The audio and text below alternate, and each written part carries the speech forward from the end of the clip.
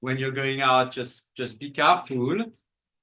Before introducing our speaker today, let me tell you about the event at the center in the coming weeks. So on on Friday next week, first, Lucy, who is here, our postdoctoral fellow, will be giving the lunchtime talk at noon here at the center. And the talk is called An Apology for Platonism. On Tuesday next week, there is no lunchtime, there is no talk here in person, but there is a talk online. We're bringing a former fellow at the center, Carrie Figdor, who will be giving a talk on the 21st century mind-body problem. So the talk is online, and you can find the link for the talk on Zoom on the website. I'll come back to that in a minute. Hold your breath about the website.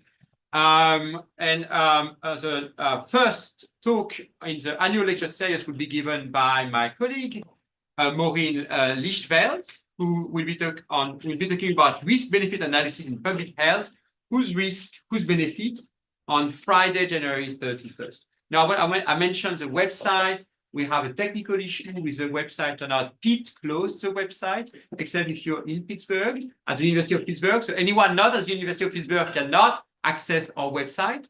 So if you are at Pitt, you can find the link next week for Carrie Figdor's talk.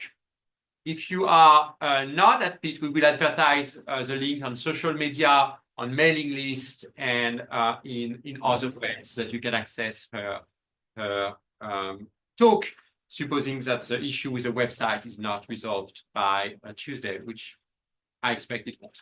All right, so today it's my great pleasure to reintroduce Simon DeDeo, a friend of the center. Simon has been coming very often at the center. He is associate professor in social and decision sciences at CMU. He's also an external professor at the Santa Fe Institute. It's hard to describe Simon's work because he touches on literally pretty much every single possible topic of interest. So, but you can describe it abstractly as using mathematical model to study social phenomena. And so it involves a collection of often a very large data sets. So his work on the revolution, the French Revolution, with a paper published in PNAS. He's worked on Darwin with a paper published in Cognition. That's just setting a handful of papers, dozens of papers, but a paper published in Cognition with Colin Allen. He's worked on the evolution of hierarchy among animals, and so on and so forth. It's actually quite a remarkable set of results, always using mathematical tools to study social phenomena, mostly with a focus on cultural evolution. But more recently, he's also been doing some work that really touches very closely at philosophy of science, with work on explanation. Gave a talk last year on the topic here at the center, and today it's going to be on proofs. Thanks again for coming despite the weather. Thanks very much. And it's a real pleasure to be here again. This is a very good discussion we often have, so I'm very much looking forward to it. So yeah, I study social behavior, but I get to pick which social behaviors I study. So we're going to talk about social behavior, people getting together and doing mathematics. This work began with a paper by click, and then this work began when mathematician Tim Gowers published this paper in a new journal called Annals of Mathematics and Philosophy. Trying to understand a practice that mathematicians do all the time, which is have opinions about what is and is not true. So the way I sometimes begin this talk is I take a survey of the class, and I say, who here thinks that P is not equal to NP? Raise your hand if you think P is not equal to NP, right? What are some other good conjectures on the list? Like, raise your hand if you believe that in the Strong-Goldbach conjecture. So this is not quite the right mathematical audience. I should divide by the denominator how many people actually heard of these things. But mathematicians generally have pretty strong opinions about what is and is not true. One of the strange things that I noticed when I first started studying philosophy of science or doing work on how scientists reason, scientists usually ask questions where they don't know what the answer is. mathematicians spend all their time trying to prove things that they already believe are true. And this is a really strange practice, right? The less certain you are about a question, sometimes the less interesting it is for a mathematician. And of course, it's the exact opposite with people in the sciences. But in the process of doing mathematics, certainly like there's this kind of parlor game, like does P equal MP? No, right? Like take a survey. There's like one holdout, Donald Knuth doesn't believe that that P is not equal to MP. So there's that kind of party trick version of it, but it actually also matters for how mathematicians go about finding proofs.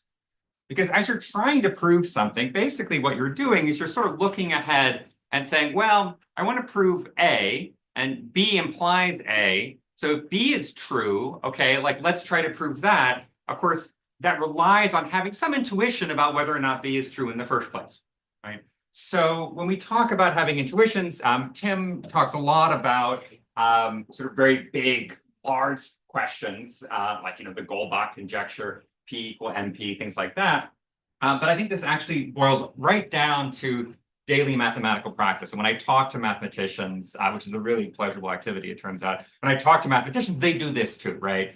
They're constantly saying, well, I could try to prove this lemma, but is it true or not, right? So this boils all the way down. Now, Gower's, this paper, it's a beautifully written paper. Gower's, like the core, the heart of this paper is something he calls the no coincidences principle. There's also a no miracles principle, and I can't quite distinguish them, but that's fine because Tim is a famous mathematician and he can make distinctions that I can't yet perceive. That's fine by me. But he says essentially surprising truths in mathematics, right, have good reasons for being true, right? If there's an unexpected truth, right, there ought to be a good reason for it. And in fact, these kind of co-vary, right? Like the more unexpected, the more sort of clear and obvious and findable the reason is. I'm going to take Tim seriously, not necessarily as a philosopher, although one ought to, but just as a practicing mathematician who has proved many very hard theorems to prove that this is something that people do. I ended up writing a paper on this, which is on the archive, and it's one link to the talk, and I would love some feedback on it as well. So let's begin here. What do proofs do, right? What are proofs actually doing in mathematics? So I guess Lucy James is going to talk about Platonism on Friday. This is the anti-Platonic talk. So if you don't like this talk, come to the one on Friday. And if you do, come to the one on Friday and attack it, right? So like this is the standard thing. Like, why do we prove things? Well, like we kind of know it's true, but like we want to be deductively sure of it, right? So this is kind of cartoon thing, right? Many civilizations knew the Pythagorean theorem. You need it to do engineering, right? But like somehow they were like, can we be absolutely sure, right? So the idea is that proofs give us deductive certainty. You see this in how philosophers interact with mathematics, right? They're like, oh, like we want to get certainty too. That's what proofs do. So like we should imitate the methods of mathematics, Plato's praise of geometry. Someone like Spinoza, like truths demonstrated in geometrical order. So that's one story. It's connected in some interesting ways to a classic text in the sociology or philosophy of mathematics that proof is about a dialogue between people who are trying to sort of disprove or catch each other out. And at the end result of this, all of the ideas and reasons combine and battle it out. And there's only one thing left standing, which is that deductive certainty at the end. So that's one cartoon of what proofs do. I think it's wrong. And I think proofs do something completely different. I think proofs explain why the theorems are true, or perhaps you might want to say provide reasons why, right? So this is what I think proofs do. I'm not going to say that Gower's also holds this. I don't think I don't want to say that Gower says proofs are also explanatory. If this is too strong for you, here's the weaker version. So it's a bit wordier, right? A good reason for something to be true ought to provide a guide to producing a proof. So you could have a bad proof sitting there that doesn't provide you a reason, but if there is a reason for that thing to be true, there ought to be a proof that in some way corresponds or plays out those reasons live. So informally, there's no way to like have a good reason to believe in a mathematical theorem, right? Unless it is in some way implicated in a deductive proof of that theorem eventually, or could be, right? So sort of informally, like there's no vibes, right? You can't like have a good vibey reason for something to be true in mathematics. This may not be necessary for this group, but there's this question that I sometimes ask myself, why am I studying mathematical proofs? I mean, in one sense, it's really great to work and look at the smartest people I've ever encountered, and mathematicians have their own beautiful sociology behind it. There's a lot of reasons just to care about it. One reason to care about it, it's probably our oldest civilizational practice. It emerges roughly at the same time as philosophy, a great thing to do, I suppose. Roughly the same time as what we would think of as theater, modern theater. The Greek tragedies emerge roughly at the same time that we understand, okay, there's this thing called the Pythagorean theorem as opposed to the Pythagorean heuristic. But I think now is actually the time to study it. So if you're interested in how mathematicians work, you're probably going to give those of us in cognitive science a lot of help. And so one reason to think about, one way to see this is in cognition, basically there's two things we do, roughly speaking, right? We go out, right? We have sense data impinging upon us. We have some kind of evidence gathering process, and then we have to make sense of it. Okay? These are the two sort of parts of what we think of as cognition. Things come in, we have to make sense of them. Those things are separate. We actually understand this first one extraordinarily well at this point. We have really beautiful mathematical frameworks that we test continually in the lab. They actually keep working, right? We have some sense of how people take data from the world and integrate it. You can see what I'm reading here, right? Don't worry, I got it. There we go.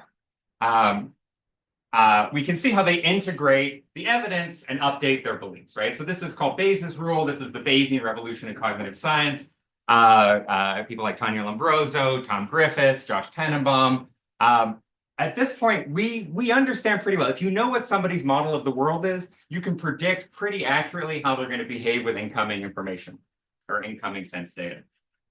The problem with grinding through this framework for predicting how people behave and making sense of how people behave is that hidden in here are things that are computationally really hard to do, right? In order to figure out how somebody updates their beliefs on the basis of information coming in, implicitly, we're ascribing them the ability to do things like simulate the consequences of different theories and judge how likely the event that they've just seen is, right? That can be hard, right? It's actually pretty hard for us to simulate when we do experiments on people, like you build a tower of tumbling blocks and you ask them how they're going to fall. Like you can they basically conduct one or two mental simulations before they make their guess, right? They're not doing an exhaustive thing. There's a lot of heuristics that have to go in.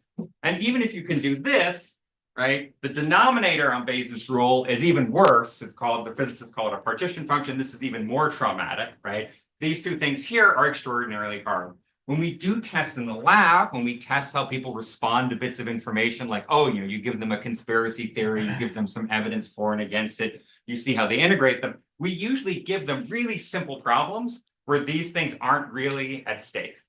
Or we give them problems that the visual system handles sort of automatically, and it's hard-coded in by evolution, right? But we don't understand how this works. In general, this is the domain of sense-making, computation in this sort of abstract sense, right? We have no idea how to handle this. We have no idea how to talk about computationally resource-limited creatures in the real world. Okay. We have a set of heuristics, like people have heuristics that they use, or biases, depending upon which camp you come from. If you look on the Wikipedia thing for like list of heuristics and biases, it's like 70 of them. And we don't really have any sense of how they fit together, right? So we have a grab bag of things that we know that people do, right, when they can't think through everything very carefully, but we have no general theory. And this is a huge contrast to the last 20 years in cog sci, where we've had a really powerful set of tools for talking about this stage of human cognition. So let me just give you an example of this. I like all of you, I suppose I live in Pittsburgh, and there's like things that run around on the roof, especially in the winter. I guess they're keeping warm. So you hear a pitter patter on the roof, right? And your goal here is to figure out, is it a burglar, is it a squirrel, or is the roof about to collapse on you? And the first time this happens, you're like, right? I'm not quite sure which one it is. You get used to it. Right? So in order to do that, you have some complicated causal model of the world about how objects and people interact. Your goal is to go backwards through this long, complicated chain to ascribe probabilities to these three possibilities, right? So in the Bayesian story, this kind of happens automatically, right? But actually, running this forward or running this backwards, in general, running it backwards is much harder than running it forwards. It's kind of a one-way function, the computer scientists would say, right? Running it backwards is actually a computationally hard problem that probably will take exponential time. What you have to do if you're a computer scientist is say, well, I have to count the number of ways that burglar is true is consistent with pitter-patter on the roof equaling true. This is in the complexity class, and I'll give you some definitions in a moment, called sharp P. So for me, studying mathematical proof is the sort of goal here of getting a grip on mental effort. What's great about math is that it's really, really hard, right? And so it's the place where we can actually look at what happens when our cognitive capacities are exceeded by the problem to hand. If, once upon a time we said things like this, the limits of my language or the limits of my world, I think what's coming for us in the future is the limits of my computational resources are the limits of my world. I can't actually think everything through. Because I'm resource bounded, there are things I can't perceive, there's things I can't do, there are reasons I don't have access to. So this is a program, and I sort of want to advertise this if people want to hang out and talk, that links together cognitive science, which by the way includes philosophy officially, so you're here. Computer science, which is having a blast right now. This is probably the most fun you can have outside of this room. In terms of new results coming in, graduate students are discovering stuff. It's like, this is great, right? This is what I thought physics was going to be when I was a student.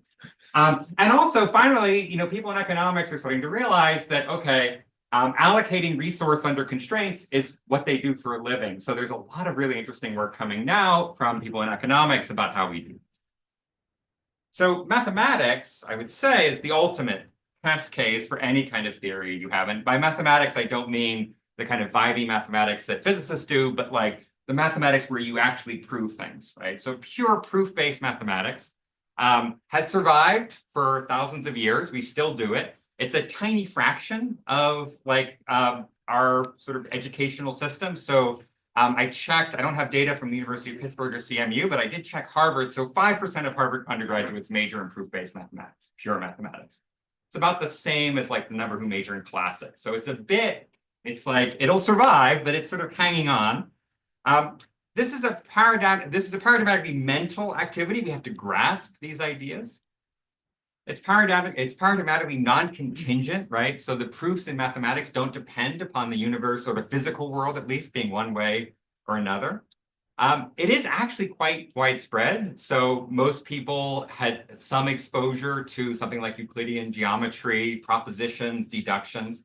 And then, for some of us, it gets incredibly weird, right? So there's some really extreme stuff that happens there as well. So studying proof making, studying how people do proofs, is a way into the problem of how people manage mental resources, how they respond to resource constraints, without having to worry about a lot of the things you tend to have to worry about when you study, for example, people doing science. So let me give you an introduction to how to talk about proofs mathematically. So metamathematics or theoretical computer science. So here's a classic example, right? Of deduction, at least if you listen to murder mysteries or read murder mysteries. A murder mystery is a set of events unfolding in time. So there's a causal system that's happening. If you're a good novelist, right, all the causes fit together. There's no mystery or magic to them in the end. And at the end of the detective story, right, at the end of your Agatha Christie show, at the end of your Sherlock Holmes story, you end up with a bunch of things that may or may not have happened, right? So here's 4 of them, right? I just made these up, right? The detective then sort of in the denouement scene walks around the room, right? Sort of talking about all these things. And what he comes out with on the other side is not a causal network, but in fact, a set of deductive constraints. So here I've just labeled each of these things. X1, the Countess has lost her ring. That's either true or false. Mr. Snopes chased the thief. True or false? The professor encountered the maid in the library. True or false? The carriage arrived on time. True or false? At the end of the story, the detective walks around and says, aha, okay. So not X1 or X2 must be true. You all agree. And X1 or not X3 must be true. And, right, so he ends up here with a set of deductions. Okay? And then he unravels these, and if the problem is set up correctly, there will in fact be a solution, and there will in fact be only one solution. So this is a very toy example of something the computer scientists call a SAT puzzle, right? Satisfaction. You have some set of logic, some set of a finite set, sorry, of variables connected by the standard logical connectives. And your goal here is to find a way to satisfy all of these. So I've set this up. There is, in fact, this is one of the solutions, right? False, false, false, true. Finding this solution, so given this here, right? Finding this solution here might be hard. In fact, I've set this one up so you can't do it trivially. Once I have the solution, I can give it to Eduard, and Eduard can be like, yes, that checks. It checks in linear time, given the length of the original puzzle, or in fact, also given the length of the number of variables. So this is what the computer scientists call a classic example of NP, non-deterministic polynomial time. What that means is that, look, I don't know how hard the problem is. I'm not going to say like how hard it was for Sherlock Holmes or Poirot to discover the solution. But once he gives us the solution, it's very, very easy to check. The length of the certificate, this thing here, is polynomial in the length of the original problem. So that's the NP case. Let's say I now wanted to prove that this was the only solution, right? So Poirot walks around, he's like, aha, false, false, false, true, Mr. Snopes, you are the murderer, right? Mr. Snopes might be like, wait a second, hang on. Is there another configuration of the variables here that would also work? The deductions are not sufficient to constrain the problem. So let's say I wanted to prove that this is the only solution. If I want to prove that this is the only solution, I could construct a different formula. That proof looks something like this in this case, right? And there's sort of different proof schema that you can do. This is something that can be made in algorithmic process. This task here is different from this task here. This is a problem in NP. So some people raise their hand, they think P is not equal to NP. Well done. This is a problem in what's called co-NP. Co-NP is a different complexity class. Okay? Co-NP is, in some sense, harder than NP because, first of all, it might be hard to find the proof, sure. But not only that, the length of that certificate here may not be polynomial in the problem length, right? To prove that that thing there has only one solution, equivalently to prove that this thing here has no solution, that proof may actually be exponentially long, could be exponentially long in the length of the original thing. So this is co-NP. So just as P not equal to NP is a big problem, so is NP not equal to co-NP. NP versus co-NP, one way to sort of characteristic way to think of this is in NP, problems that are NP, the discovery might be hard, but the appreciation is easy, right? So a classic problem in NP is the traveling salesman problem. So the traveling salesman problem says, look, here's like a road network and find a path that's length less than L. So find a way to get through all these cities in less than 5 hours, right? Finding a path that's of length less than L, that's hard. Right, that's what we think of it. That's an NP complete problem, or sorry, I'm going to mix these up. It's an NP complete problem, not an NP hard problem. It's an NP complete problem. If you could do that easily, then you prove P equals NP. Probably you won't be able to do it. But once the solution is found, right? Once Eduard finds me the root, I can go check it and be like, yep, like I just add up the lengths of all the paths I take, and that's done. So that's easy, right? Discovery hard, appreciation easy. In co-NP, we have no guarantee that even the appreciation is easy. So the sort of parallel example, I can make a co-NP problem out of traveling salesman, prove that not only that you found a path length less than L, but prove in fact there's no shorter path, that you found the optimal path.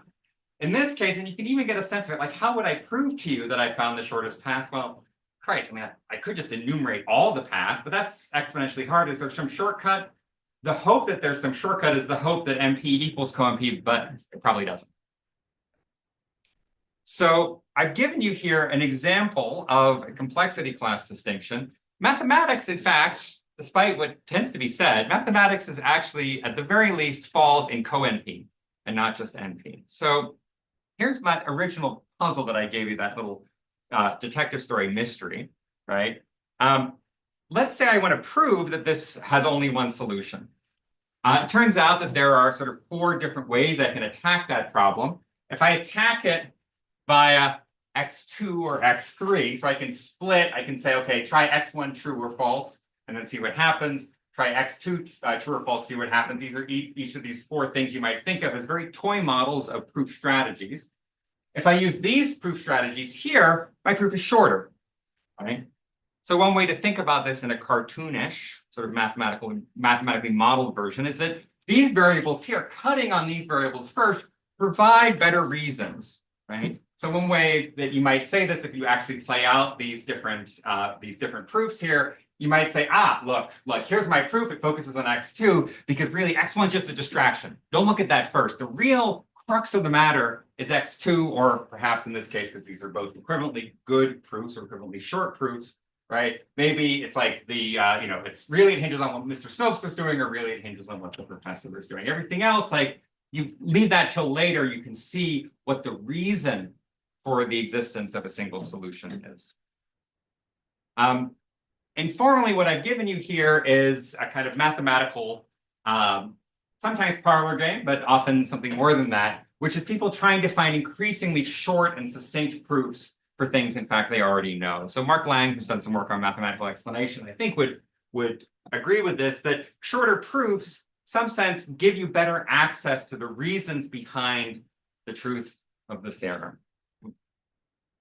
So what we have here is a picture about how proofs work. I've given you a sense that proofs can be hard, right? And in fact, this is actually even harder than the standard puzzles that you might get at a board game store, right?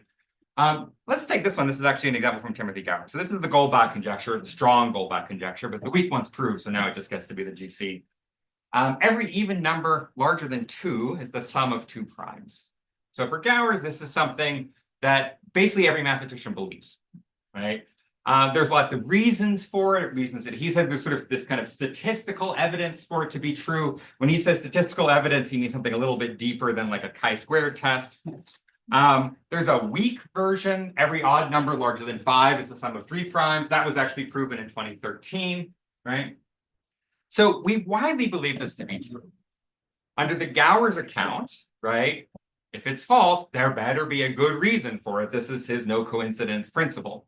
No coincidence in mathematics without a good reason. And in fact, even the crazier the coincidence, the more obvious the reason. So this is where Gower's is. He's a real mathematician. I think he won the Fields Medal. I have to check if they get sensitive about it. Did he win the Fields? Yes. Good, right, okay. So this guy is good, right? So one way to think about this is somebody from the field, from the trenches, reporting to us that Leibniz was right? There is a reason for everything, right? It's a principle of sufficient reason, okay? And I'm going to say updated for finite months. All right. So let me give you now the Goldbach nightmare scenario. So you wake up in the morning, you go on archive, right? And you see this paper. Right? Okay. So we've checked it. We've checked it up to 10 to the 16 or so, like, some computer people, like, just to test their algorithms that have checked it, right? And then, but you turn on your email one day and it's like, here it is. Here is the counterexample, right? And so, okay, like, what's the proof, right? You cycle through all 10 to the 16 prime numbers less than this gigantic number. So there should be n over log m primes, right? And then you show for each of the prime numbers less than this, if you subtract it, the remainder is not prime, right? This would be an exponentially long, it's technically super polynomially long proof. It would be a mathematical truth with no good reason. Okay. So this is the Tim Gower's principle. Like Tim says, this can't happen, right? So one way to think about this is like God loves us, right? God set up mathematics so that this will never happen, right? Okay. There's a problem, right, with this, which is that we know, in fact, and here's the technical definition, there are exponentially many sequences of theorems that have this property. So in fact, most of the theorems, okay, sidebar in propositional logic, but we'll get to the infinite case in a moment, right? Most theorems in mathematics, and I should have cited this, right? Like they didn't say it this way, right? Most theorems you write down in propositional logic, they're proofs, we believe, unless co-MP equals MP, in which case, like, that's almost as big a deal as P not equal to MP, but with worse PR, right? Okay, most theorems are actually like the Goldbach nightmare scenario. Most theorems are true for no good reason. So what is going on? Right? Tim, great mathematician, and most mathematicians I think would agree with Tim, like no one's like, no, I don't do that, right? Most mathematicians think this is true. Things that are true with a good reason. In fact, we know, just by some counting arguments, it's a little bit trickier, right? We have, sorry, I should say, because we haven't proved it, we have very strong intuition that it's true. Right? We have just about as strong intuition that MP is not equal to co-MP as we do that P is not equal to MP. So let me give you some examples of truths without reason. Okay, so these are slightly, go back, we have not discovered a counterexample, so it's probably not going to happen, right? But here are some sort of simple examples. This is like a little mathematical puzzle. It maybe sounds a bit trivial, but it's connected to something called Ramsey theory, which is a very elite, hardcore like branch of mathematics. Take all the integers, color them red or blue. Is it possible to color all the integers red or blue so that no Pythagorean triple, meaning a triplet of integers such that a squared plus b squared equals c squared are all the same color, right? Is that possible, right? So, you know, like there's like the 3, 4, 5 triangle, right? So definitely like 3 and 4 red, then 5 better be blue, right? And you just got to put all the colors down. So true or false? Well, it turns out it's true up to 700 or 7,825, and after that it's false. The proof is 200 terabytes. Okay, it was proved true. Well, that's what does that mean, right? It was proved in 2016. We know it's true, right? But we have nothing but this. Here are a couple other examples. These are kind of puzzle-based examples. There are some Rubik's Cube states that take 20 moves to solve. So someone showed this in 1995. The only way to do it that they have is to do an exhaustive search of the underlying Cayley graph. You need at least 17 clues for a standard Sudoku puzzle. Again, the only way to do this is by an algorithmic search. Yes, you can be clever about it, but you still have to do it. These two maybe seem like a little bit like mathematical curiosities. That first one is a little bit classier in terms of mathematics. Here's another one. This is the error discrepancy problem. For any plus minus 1 sequence and any C, there exists K and D such that this holds. And so this is a theorem. This is true if C is 2. The way it was proven in 2014 was literally by an exhaustive check, right? By an exponentially long sequence of things that you have to go through, right? Now they cut it down to make it possible, but this is I think another example where you have a proof and you look at the proof and it just keeps scrolling and you're like, but there is in some sense no good reason for it to be the case. Interestingly, a year later, Terry Tao proved it like normally. So there's this proof here is for C equals 2. He proved it, it turns out, for all C with a very elegant set of tools. He did it with a actually very interesting group project called the Polymath project. All right, so hopefully I've shown to you. So Jeremy Avogadro came down on me, he saw my paper, he's like, right? It is true that there ought to be many unreasonable truths in propositional logic. So when you have a finite number of variables, okay? What about logic over infinite domains, right? So most mathematicians don't spend their time thinking about the finite number of combinations of a Rubik's Cube. They want to make statements like this. This is the weak Goldbach conjecture. They want to quantify over like an infinite set, a countably or uncountably infinite set. So here's the weak Goldbach conjecture. This is obviously quantifying over an infinite domain, right? We actually have now proved this in more normal human accessible ways, but for a while, this was a proof that we had in 1997. Zinoviev, in 1997, proved, okay, fine, assuming the generalized Riemann hypothesis, every odd number greater than 10 to the 20 can be written as a sum of 3 primes. Okay, and there's like an elegant human readable proof for that part. And then also, suckers, I checked all the ones less than 10 to the 20, and those hold up as well. So this is kind of an interesting hybrid case. We have a proof, right? But it's a proof that's exponentially long, in some sense incomprehensible to us. Okay? Does this always, like, what's the density, for example, of proofs over infinite domains that are exponentially long in their original statements? I don't know any results on this, unfortunately, because it gets into uncomputability questions. There is this thing you may have heard of called the Gödel's speed-up theorem.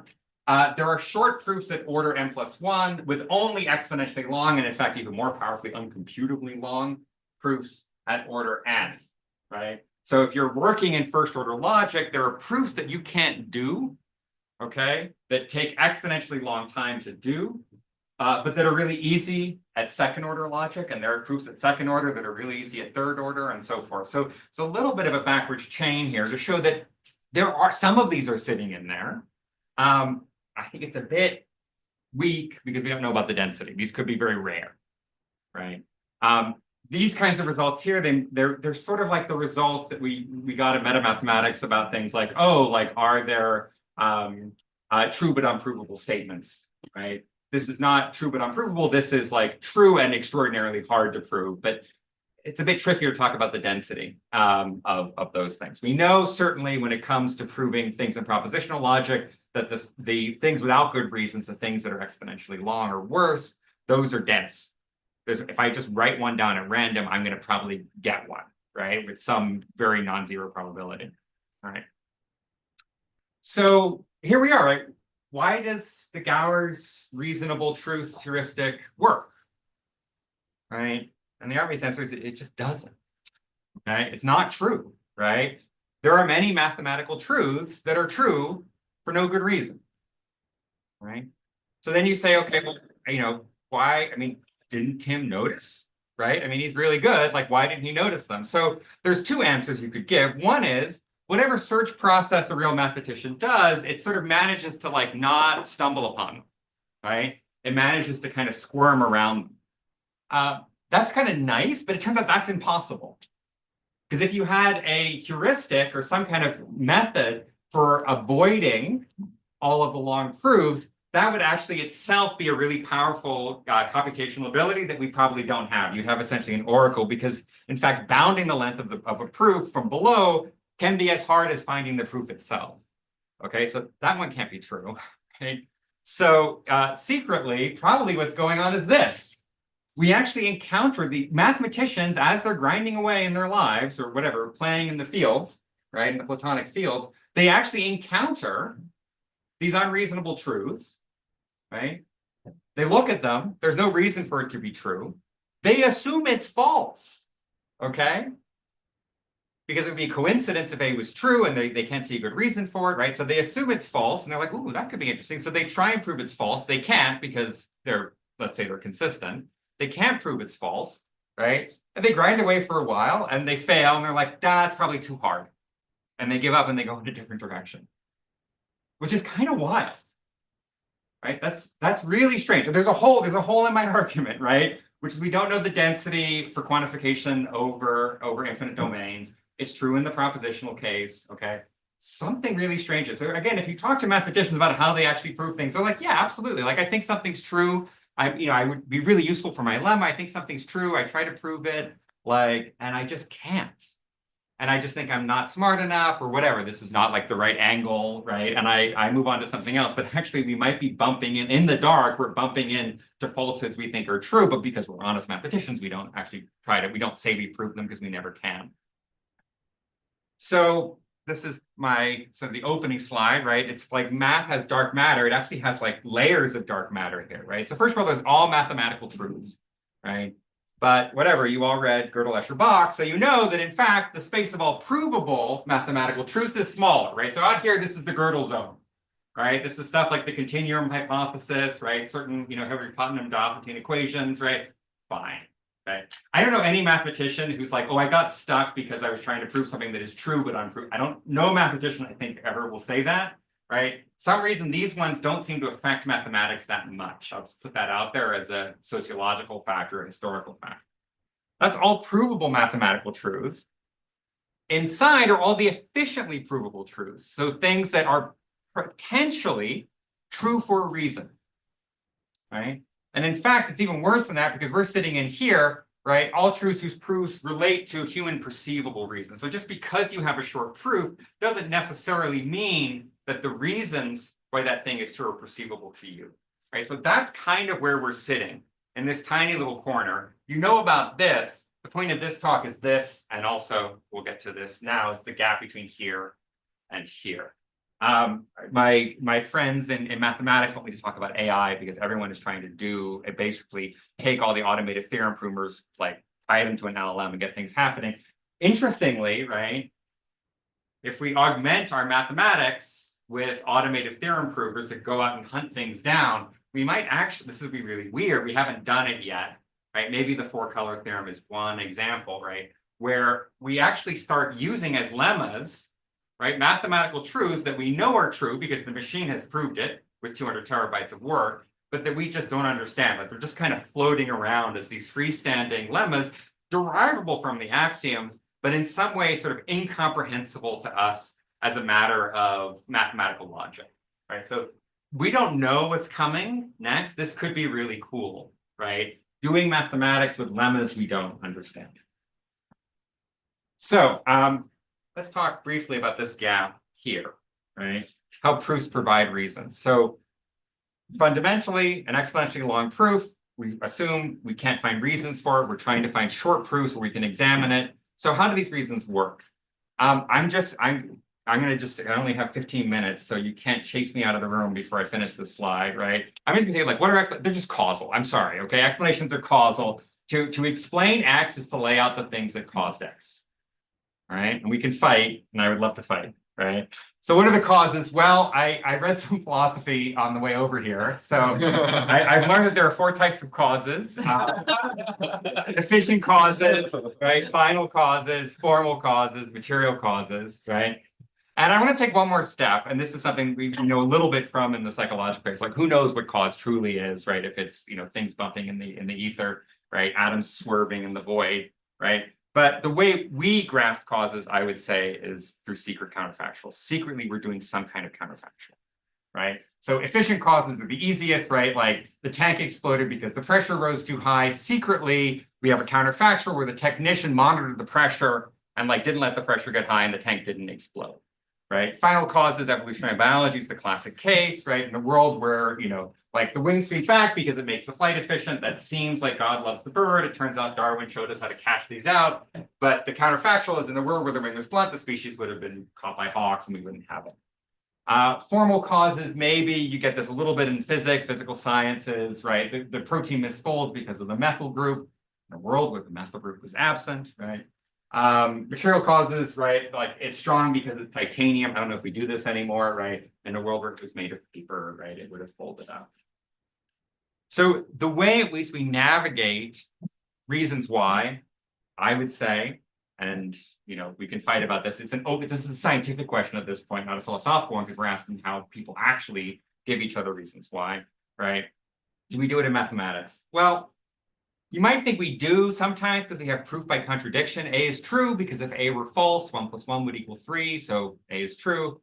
That seems like a counterfactual, but unfortunately, the fact being buried is the wrong one, right? That's like saying if the tank exploded because if the tank didn't explode, Santa Fe would be in Arizona.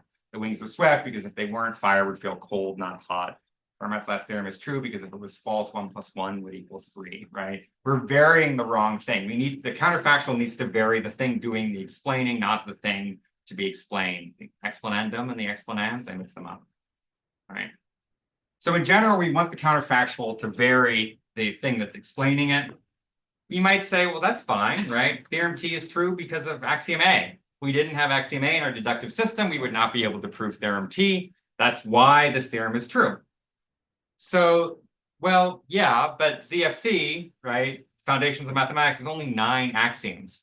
Are there really only 9 reasons for things to be true? And in fact, most theorems depend on most of these axioms, 8 or maybe axiom of choice of 9, right?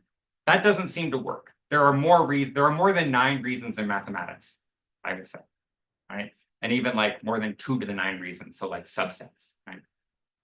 You might say theorem T is true because of lemma L. So there's some, there's some lemma here, and this theorem that we use, the lemma helps me prove the theorem. So if the lemma were false, theorem T would be false. That seems like a pretty good counterfactual. But if lemma L were false, the axiom system would be inconsistent, and theorem T and all theorems would be both true and false. Principle of explosion, right? So we're struggling, right? What do we do when we give reasons? How do proofs give us reasons for things to be true, right? There are no contingencies, no causes, and thus no counterfactuals in deductive logic. So we seem to be back where we started. Proofs provide certainty, but they can't provide reasons. So I think they do. So let me show you, I think, how this works. And again, this is, I think, a scientific question for how mathematicians operate, less so than a philosophical question about how they ought to operate. So I'll give you one example. Why does the fast Fourier transform work? Right? So the FFT works, that's a theorem, right? I'm sure somebody's proved it at this point, right? And if you know the FFT, you probably know why it works. There's this kind of, you can see it in just the standard textbook, right? Turns out like there's this like weird nested structure to the problem you want to do. You think like you have data that's n long, that's n bits long. It looks like you want to do this calculation, and naively, it looks like it's going to take n squared terms. But turns out you can reuse information, right? That's an explanation that most undergraduates would accept, right? It's an explanation that you or I might give. It's certainly an explanation that if you look at the textbook derivation of the fast Fourier transform, right, this is a pretty good explanation. There's a kind of interesting nested structure there, right? That nested structure is the reason why it works. So what's going on? Why am I not in this thing? Why have I not fallen victim here? One way to think of what I'm doing is I said, look, if you were doing a slightly different task, which you could definitely conceive of doing, right? For example, if the data was irregularly spaced, it would fail. So what we have here, we have a counterfactual that's snuck in relative to the needs and goals of a human subject. Here's another example. So here's like a generic mathematical theorem. For all x with property P, g of x. So mathematics basically is just saying this in different ways over and over again. If you look at how mathematicians teach their undergraduates to understand proof-based mathematics, not, again, the kind of Vibe physics, applied mathematics, but proof-based mathematics. This is an example from Tom Corner's mathematician at Cambridge. Standard advice is try to construct x with property P such that g of x is false. Basically says, look, try to come up with counterexamples, right? All x of P with property g of x is true. Okay, try to make an x where g of x is false, okay? That is doomed to failure, right? But Dr. Corner's claim, and I agree with him, right? As you're doing that, you begin to grasp the reasons why the theorem is true, right? So the proof explains why the methods you might have tried don't work. Theorem T is true because if it wasn't true, that hack would have worked. Somehow you're thinking you can do this thing, you start constructing the objects, and each time, oof, no, G is true, no, G is true. You're pushing things around. Eventually, you begin to understand the underlying reasons. I think this is kind of the Lakatosh point in proofs and refutations, right? Where you're trying to construct, you're basically the adversary. In this case, you're an adversary doomed to failure because the theorem is probably true. It's in an undergraduate curriculum, right? But what you're doing here is grasping the reasons relative to a counterfactual that, again, is relative to a human subject. So Edward mentioned I use a lot of data. So I really want to understand this, and maybe you can help me understand this. So we got all of the talks from the Princeton Institute for Advanced Study, all the mathematics talks. And you filter out, like sometimes an astronomer sneaks in, right? You filter them out, right? And you get like these kinds of crazy things. So I've listened to a lot of mathematics talks now, and I don't understand any of them. It's actually a really interesting activity to listen to somebody prove something and you have no idea what's going on. You're kind of listening for the argument structure, not so much the point itself, which is continually escaping you. It's a difficult task, right? So this is Brandon Alberts. So I listened to his talk, and I'm not saying I've gotten it right, okay? But basically, he's doing proof for all x with property P, g of x equals f of x. And the way he explains his theorem, and bless you, the way he explains his theorem here, and I should mention as a sidebar, mathematicians at this point kind of understand that there's two things that happen in mathematics. There's the paper you publish, which no one understands, and the talk where you explain what the hell is going on. And that's a kind of, there's an oral tradition and a written tradition, maybe the divergence of these, which is quite extreme in mathematics. So mathematicians talk about this, maybe due to the Bourbaki group and this kind of emphasis on deductiveness and rigor and getting rid of any intuitions. But in the talk, they can do it, right? So the way Alberts does this is he proves this. And in the process of proving it, he's like, look, I'm just going to help you out here. Somebody had an approximation to f of x, call it f prime of x, right? And he says, look, this is why it's true, right? F of x counts, there are certain things that f prime of x missed, right? And my f of x counts them. So now we can see why his theorem is true, because it's relative to something else, in this case, a kind of cultural artifact, somebody's prior approximation. If you use f prime of x instead of x, you get it wrong. Here's another example. This is Kasia. I won't try to pronounce her last name. It's a Polish last name. I'm not very good at it. So this is Kasia, right? So here's how she does her proof. Roughly speaking, for all x in domain D, P of x is true. Okay. I'm going to show you how to rewrite things in D as things in E. I'm going to just I've rewritten them as things in E, and I'm going to show you how I can rewrite claims P that are true about things in D to claims Q that are true about things in E. And then look, Q of Y is obvious. You can all see that, right? That's like undergraduate level. Again, this is a cartoon here. It's undergraduate level, right? So P of x is true for all x because Q of Y is true. So she's giving us, in this case, Kasia is giving us reasons. There are kind of these, this is a style of reasoning. In combinatorics, there are these things called bijection or counting proofs, where basically you show how many things there are by showing how to transform them into something you already know how to count, right? Why are there this many things here? Because there are this many things here. So another reason emerging, a counterfactual reason.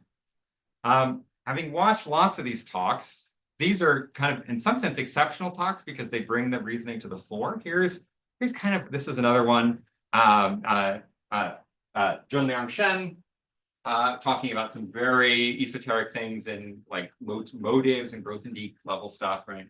A lot of talks kind of look like the following, right? So the theorem for all x, P of x, and then if you watch the talk and you're just sort of waiting for them to give a reason, basically they just say like, look, so thanks for my talk, like A is true, B is true, C is true, and you can kind of glue them together, and at the end you get theorem T, right? So this seems to be a style that people use, and roughly speaking, theorem T is true for reasons A, B, and C. Why those reasons A, B, and C? Because if I didn't tell you those reasons, you would never get the proof.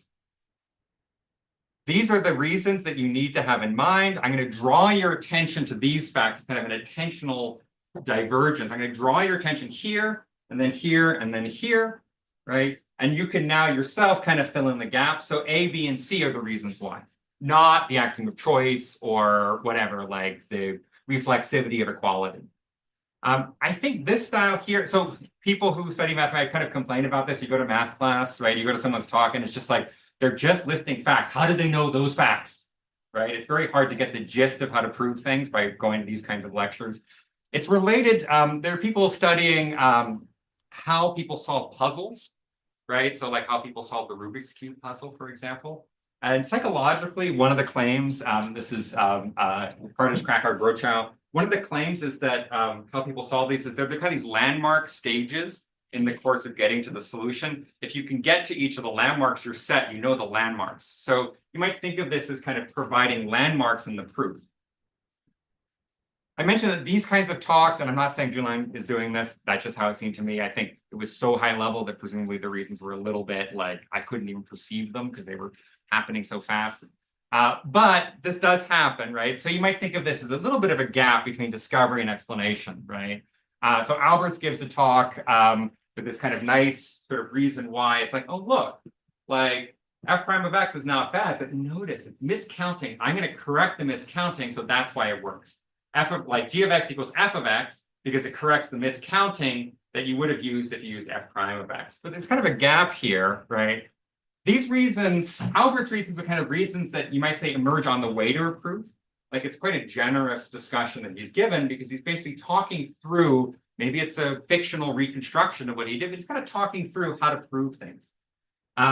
These ones here, and this happens, I think, is just these kind of post hoc reasons why. They're reasons, we accept them as valid reasons, but they're not quite reasons that aid us in the discovery process itself.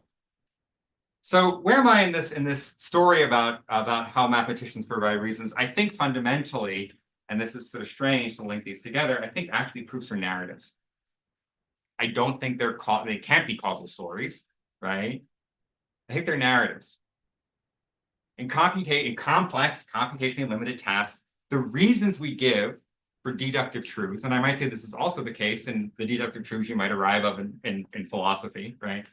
They're relative to an imaginary subject's epistemic position. Causes are not causes of the facts, but causes that develop a person's knowledge of the facts. You can see why T is true because it's why your trick X is always fool, right? You can see why T is true because the alternative misses something, right? This is a kind of a common thing. You can see why T because you'd expect P, and P implies not T, but this fact Q implies not P, so Q is the reason why, right? So what we're doing here when we provide reasons is not reasons for the things themselves, but reasons that would enable the person to discover the fact or discover the proof itself, right? Think about if we go all the way back to the beginning of this talk, right? You hear the pitter patter on the roof, and I say it's a burglar, right? You say why, right? Well, one thing I might do is not answer you, go outside and check and be like, I was wrong, right? That's a standard. Actually, that's very common, right? When someone asks us why, we just go out and gather more evidence. That's a very useful thing to do because the world is an evidence-rich world, right? Here's what we don't say. There are more ways to make this pitter patter on the roof true if it's a burglar than if it's a squirrel. This would sort of be the, counting through all the different possibilities. That's the laborious proof. In fact, probably what I will do if I have a good sense of your epistemic position, it's like you might think it's a squirrel, but I'm like, look, you think it was a squirrel, but let me just tell you something that my reasoning process has uncovered. By giving you this bit of information here, I dramatically simplify this calculation here and this calculation of the partition function. So I think we have, and maybe I don't need to pitch it to this room because you already care about mathematical proof, right? But this is giving us a sense of how we actually give each other computational resources on the fly in real life. I have a little bit of time. I'm going to talk just about one sort of last kind of fun thing here, which is if most facts in mathematics are unreasonable, right? Not Gödelian, unprovable, but these kind of exponential, these things that are true for no good reason. Right, what is mathematics like now? Right, you might say, look, early on we were trying to prove things about the integers, and maybe there are just good reasons for the integers because the integers are kind of in causal networks in the real world. Who knows, right? But it's really mathematics got very, very strange. Basically, in the middle of the 19th century, and has only gotten weirder. So this is a quote from Grothendieck, one of the great mathematicians of his era. And this is how people talk. I mean, Tim Gowers is very clear, right? This is how French people talk about doing mathematics. There is a continual, uninterrupted back and forth movement here between the apprehension of things and the expression of what has been apprehended by way of a language that has been refined and recreated as the work unwinds under the constant pressure of immediate needs. So thinking about this, the Grothendieck's sort of philosophical memoirs they're in French. I don't read French very well, unfortunately. I think puzzled it a little bit. They're now in French. MIT Press will be publishing them soon, we hope, in English. But one way to think about what Grothendieck is saying here is that you're getting this kind of coevolution of the objects and the proofs, right? The things that theorems are about are co-evolving with the proofs that we find. It's no longer the case that we sit with a fixed set of objects and a fixed set of questions and try to find the proofs. Right? If you're working at the edge of mathematics today, I think what you're doing is simultaneously finding things you can prove and finding things to prove things about. So where does that leave us in this case of getting a grip on mental effort? One thing I'd like to get across, right? We're familiar with problems in MP. I should have taken the survey who had encountered the P versus MP distinction. Hard problems, however, may or may not have easy to recognize solutions. And I think this is something that we have yet to appreciate. I think it's worth a couple papers at least, right? Problems in MP, hard to solve, but easy to check. So I call this the Don Draper theory, right? It's really hard to find the solution, but once you found the solution, it's patently obvious that that's the right solution, okay? So I actually don't think that's most of life. Right? That's the standard story. So puzzle solving, for example, the Rubik's Cube, very hard to find it, but I hold it up and you check, done, right? I think actually most of the time, right? Most of the time, the things we do aren't even in MP. right? I mean, wouldn't it be great if after working so hard on your paper, you publish it and everyone was like, you're a genius, right? Easy to check. But I think actually the process of making sense of what you've done is itself a separate stage. I don't think we really understand how to talk about this. The standard mathematics we have, or the meta mathematics that we focused on, is P versus MP. Partly, I think just because it's a popular thing to think about. But if you take one thing from this talk, it might be that there are things beyond MP. There are problems that are not only hard to solve, but you might say hard to appreciate. What are they? Take, for example, the space of artistic achievements. We will debate forever how good a play is and perhaps why it's good. If writing plays was in MP, we wouldn't do that. We would just go and be like, yes, it's done. But we don't, right? Philosophical arguments, right? And yes, mathematical truths. These are not like Sudoku puzzles, right? They're not, when you get the solution, it's easy for everybody to validate and verify that you have the right one. So thank you very much.